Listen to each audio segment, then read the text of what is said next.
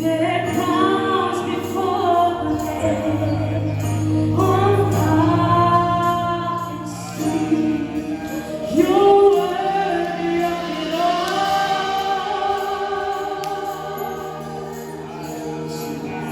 You're worthy of it all.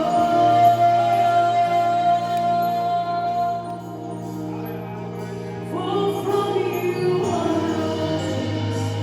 and to you are all things. You deserve the glory.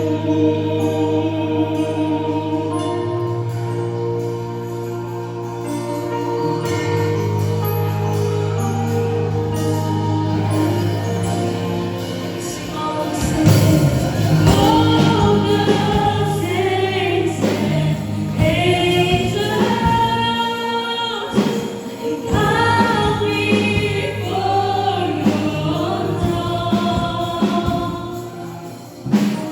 All the elders cast their crowns before the Lamb of God and sing, you're worthy of it all.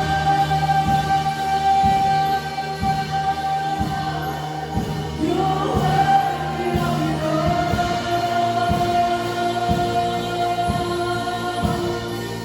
For from you are all things, and to you are all things. You deserve the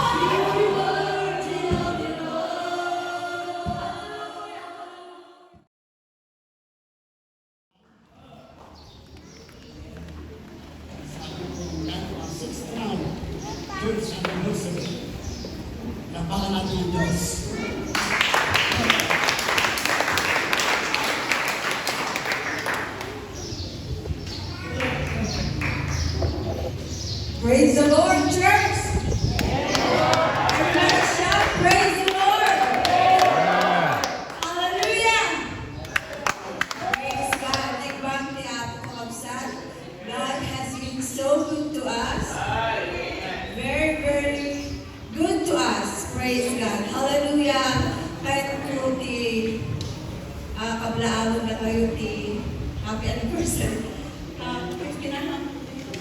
69th anniversary, Kulit Church, preserve. Praise God. Preserve ko na at talanay ko mga kampanayon nga tutuloy ti ako numampay at iti pagsubok bigla. I know God is good. He's been faithful. No one can fathom His goodness to us. Amen. Hallelujah. Praise God. Harvest by gayam. All I thought it's only harvest time. Pero wala yan. Anniversary tayo. Pero ang yaman na ako ka na damang tayo manang pinayto na anniversary. This is a very old church already, but I know. Manawan ba? Hallelujah. Katuloy nila ka. Nagkakanat niya ako ma.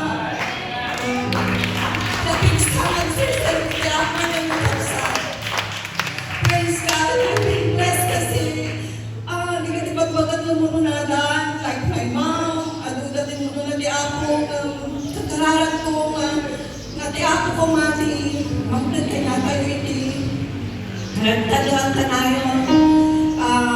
I know, pagpagala nga aslet ko man di apon, but I encourage you, God promises is always true.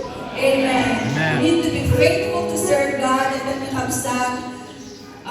Tutuloy tayo iti, pinagtalag tayo di apon ang kanayon. Hallelujah. And I love you all. This is my church. This is our church. We need to protect our church as well by ikakararag tayo ay nakabsat. Nagkararag tayo na one day at pastoral tayo maaral na pastoral. I'm praying for the second floor, but I know God is always our provider. Amen. Tutulong. Nagkararag na kami mag-dialoman. I'll be back to UK on the 16th and nagsabihin at Manila kahit ang nakabsat na bigat. Please pray for my safe flight because hindi nag-awit lang mo yung experience ko nga the day ng tanatang ni Apo anak nga binaybayan uray nga gabubatan urada kasi ay nagkaroon kami ng life na day pastor emergency lang din but God amo na talaga dati anak na niya uray may salam gusto na nakaiwan kanya. Praise the Lord. Hallelujah. Thank you, Jesus. Thank you, Lord. Hallelujah.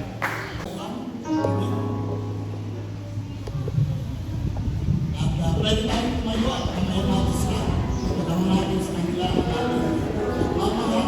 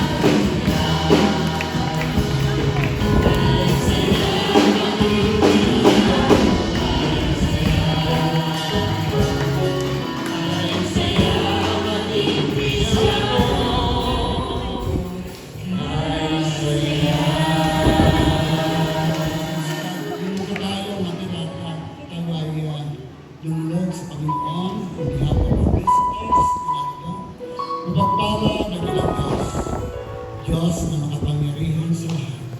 Salamat po, Panginoon, sa mga kaluluwa. Dito po, Panginoon, ay kasama po namin sa aming pong pagsasabak at pagpupuri sa iyo. Alam po namin, Panginoon, ikaw ang siyang, hallelujah, nagpatnubay-nubay sa kanila upang sila po makarating dito sa pagpahal sa bahay. Dalangin po, Panginoon, ikaw patuloy na kumilos sa kanilang buhay. Ipadama mo, Panginoon, ang iyong matamis na presensya. Ganun din po ang iyong espiritu. I pray, God, for conviction at ganda, for the gift of repentance, God. Dalangin po, Panginoon, buksan mo ang pintuan ng kaligtasan upang kami po, Panginoon, ay sama-sama na magpuri at maglingkod sa iyo. Thank you for everything, God. Thank you for your mercy. In the name of Jesus Christ, I pray. Amen.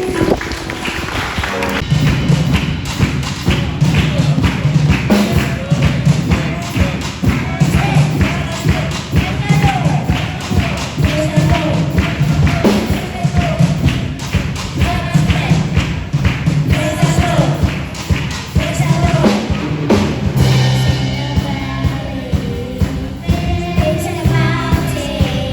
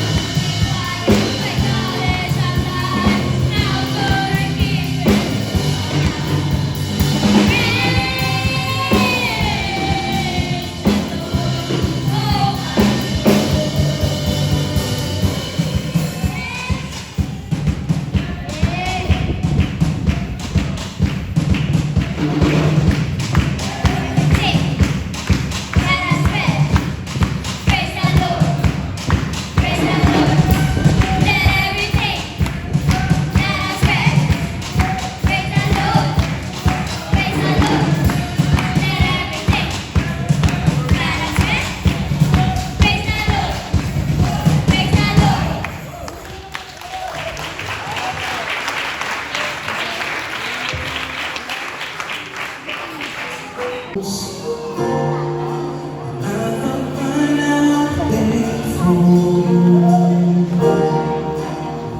you have never failed me yet.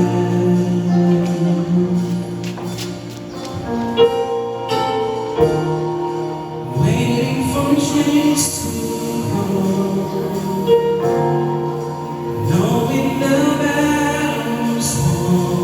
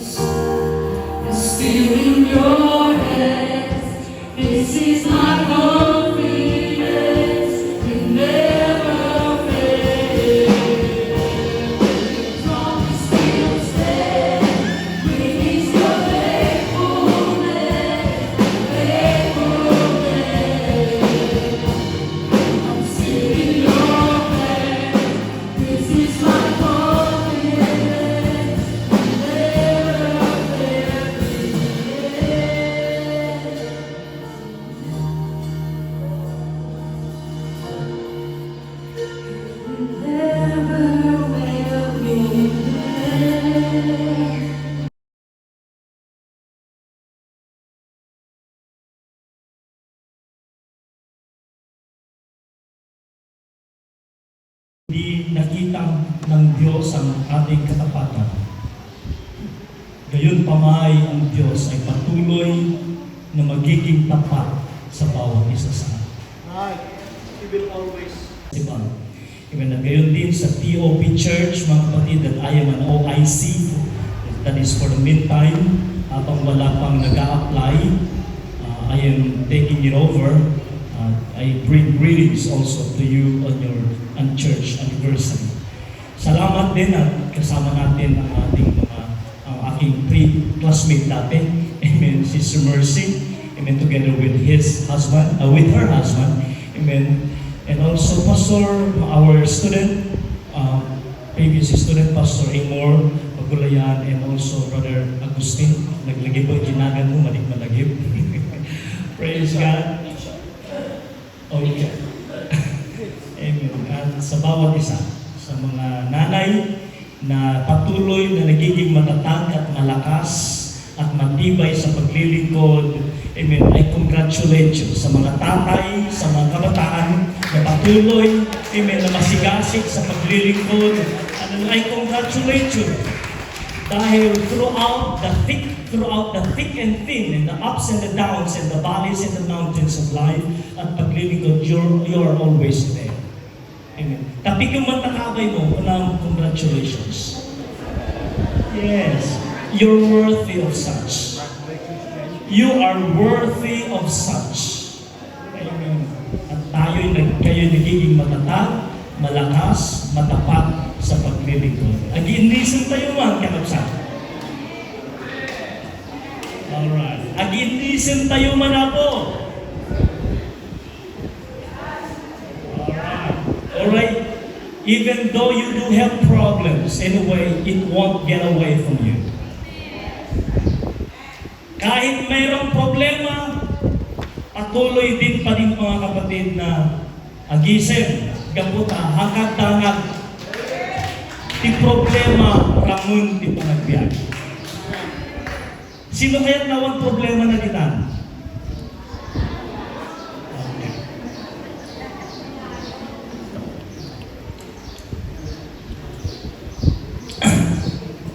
Amuyo ka dino siya, sino lang tiyawag di problema na? Dua, ng klase di tao. Only two kinds of persons who doesn't have problems in life. You're just gonna choose. First, dead person. Number two, insane or crazy person. Bagtit kung natay lang tiyawan di problema na. You just gonna choose. Kaya mo ang problema na, pili kay J2. Nakakita ka ti bagtit ka kausap, nagproblema no, anya kanin na madamdama. None yet. Ibig sabihin, problems are part of us. It is part of us. Shall you say amen? At salamat, amen, sa Kulit Church, headed by Pastor Ben, my pastor. Thank you for the trust. Thank you for the invitation. Na minsan pa is tatayo sa inyong harapan to preach to you on this wonderful occasion on your church anniversary. Minsan pa palakpakan natin ang ating Panginoon. Salamat sa mga elders. Salamat sa mga leaders. Salamat sa music team, sa choir, sa lahat ng kapatid. Salamat. Amen, for rendering songs for the glory of the Lord. Isang panagbayag katapsan, without so much delay, I want to bring it to you the message of the Lord according to your theme that is found in the book of Psalm, chapter 37. Psalm chapter 37.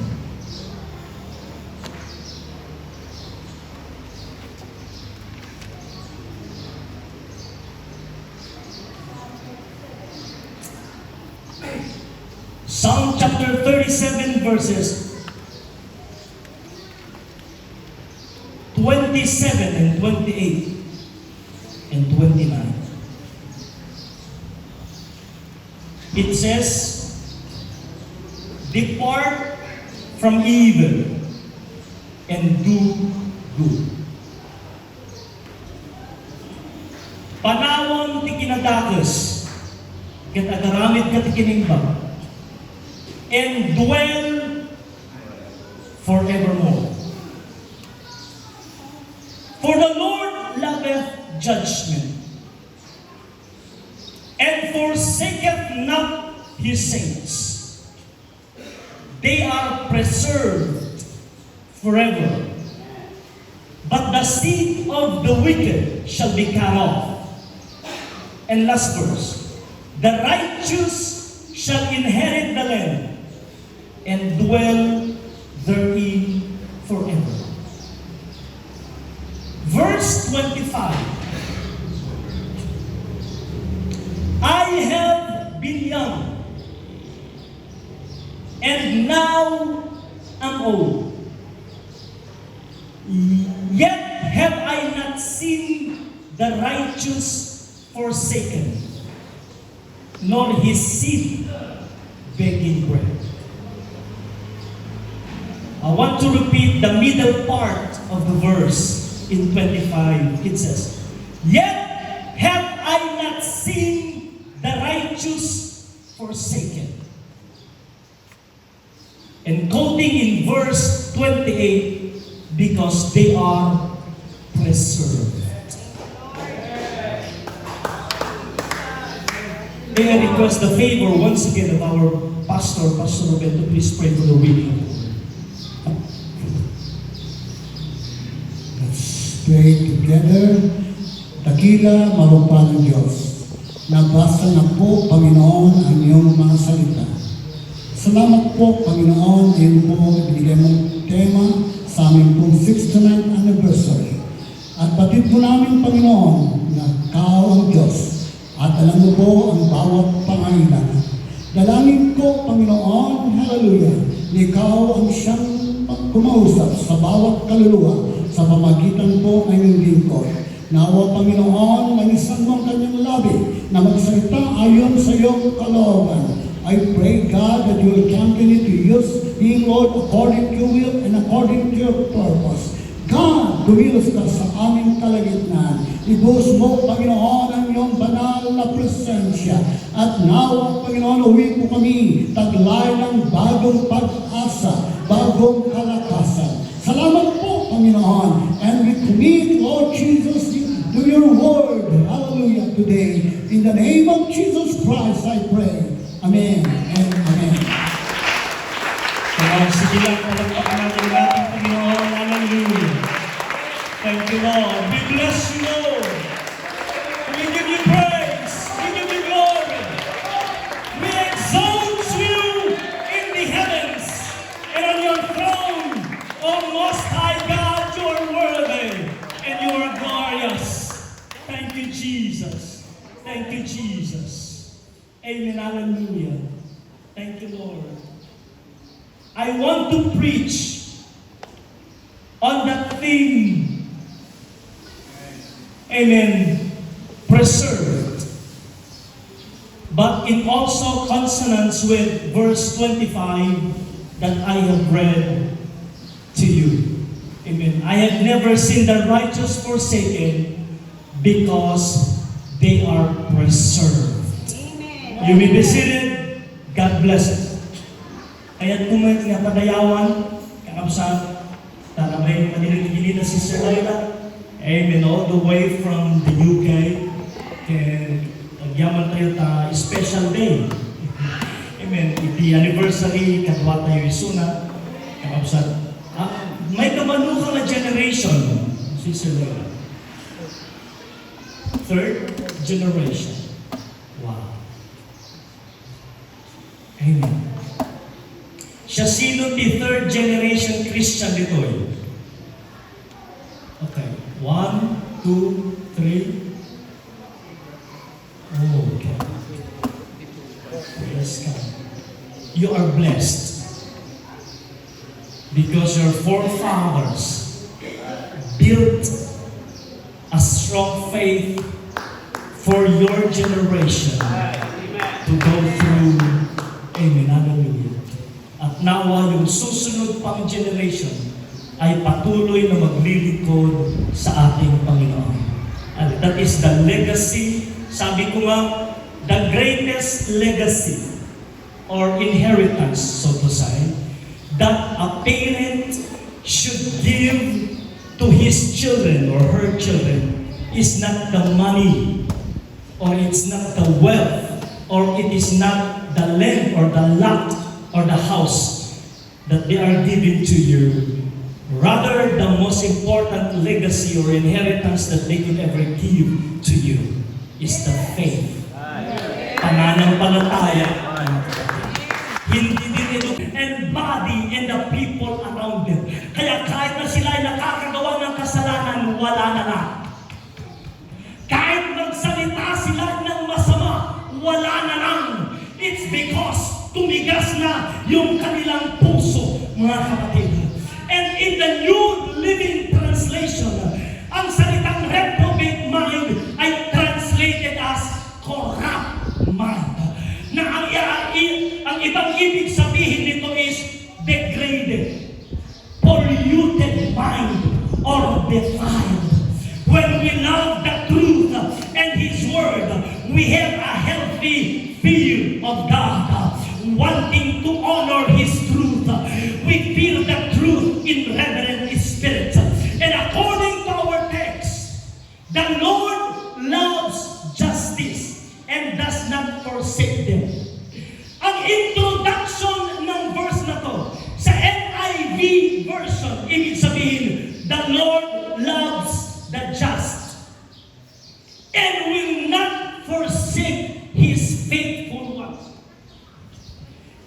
Ulitin ko, sa New International Version, ibig sabihin, the Lord is translated, the Lord loves the just and will not forsake His faithful ones. Minamahal ng Panginoon ang mga tuwid at hindi nila sila iniiwan ang mga tinatawag na tapat sa Kanya. Ibig sabihin, ang Diyos is urging us to live a just life.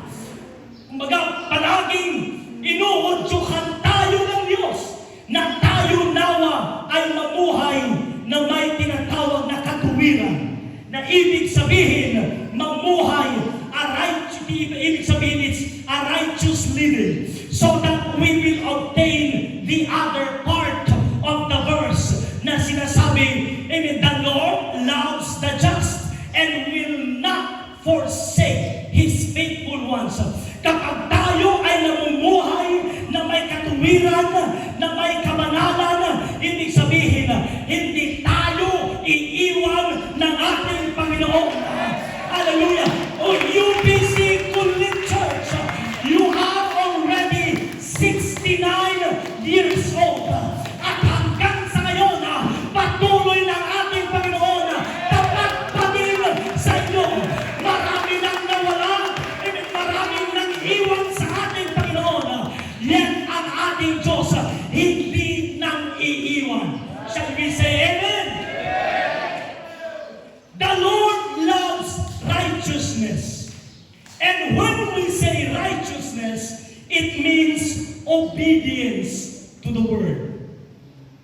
The Bible describes righteous person as, kapag sinabing righteous na tao ka, ibig sabihin, ikaw ay just or right person. Ibig sabihin, gumagawa ka ng tinatawag na tuwid at ikaw ay matapat. Ibig sabihin, being just or righteous for us is only possible through the cleansing of sin by Jesus Christ and through the indwelling of the Spirit within. We do not have the ability to achieve righteousness in our own effort and only through good deeds.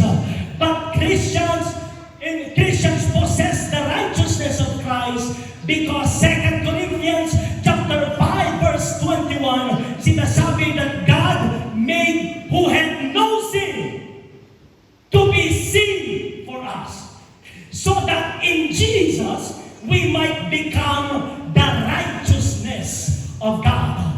It does mean that we are made righteous in the sight of God. Tayo ay nagiging matuwid lamang sa harapan ng ating Panginoon dahil, hallelujah, tinanggap natin ang ating Panginoong Hesus Kristo. If we accepted, that is, we accepted Jesus sa ating buhay. Siya ang nagpagiging sa atin na righteous. Kung wala ang ating Panginoon sa atin, never that we could obtain righteousness.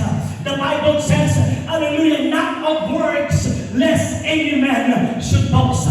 At salamat sa ating Panginoon dahil God is bringing us, hallelujah, level after level ng tinatawag na righteousness or katapatan.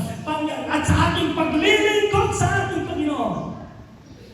Sabi nga mga kapatid na nobody is perfect. Yes, nobody is perfect. But truly, God can perfect us. Shall you say amen?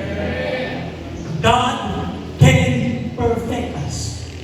And the part of the verse says, He will not forsake His faithful ones. Ito ay depende, itong salitang ito sa verse 28 ng ating teksto ay nagiging dependent lamang on the faithfulness of someone's faithfulness to God. Hindi ka iiwan ng Diyos kung ikaw ay tapat sa Diyos.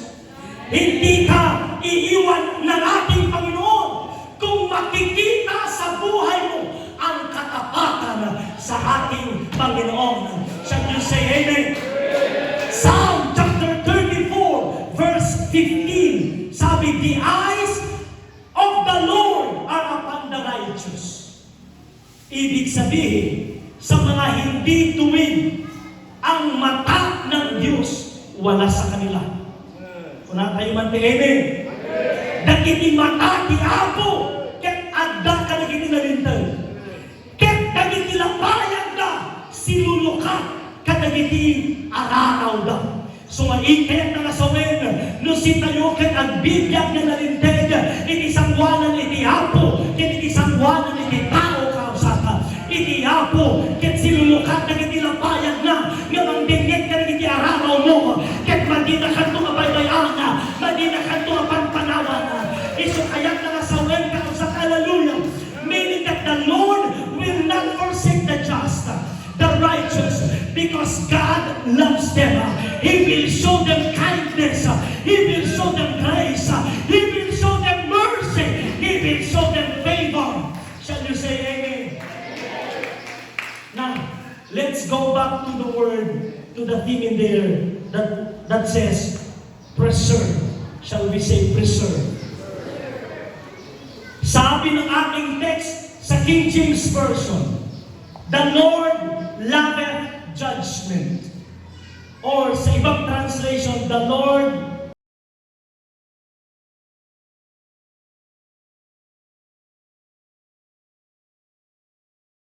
sa Panginoon ay maglilingkod din sa iyo ayon sa iyong kalooban. Dalangin ko, Panginoon, ikawan mo yung mapagpalang kamay. Ikaw ang Diyos na nakakalam lahat ng bagay.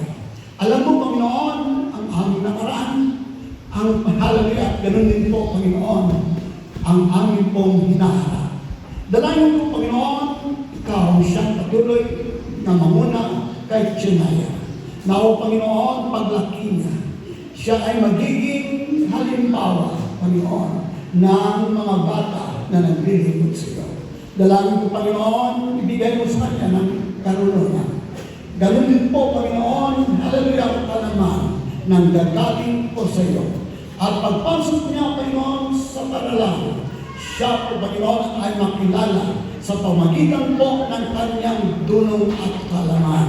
Ang nawa, Panginoon, hallelujah, pagnubayan mo siya, ilayo mo siya sa anumang kapamukan. Palagi mo siya, Panginoon, hallelujah.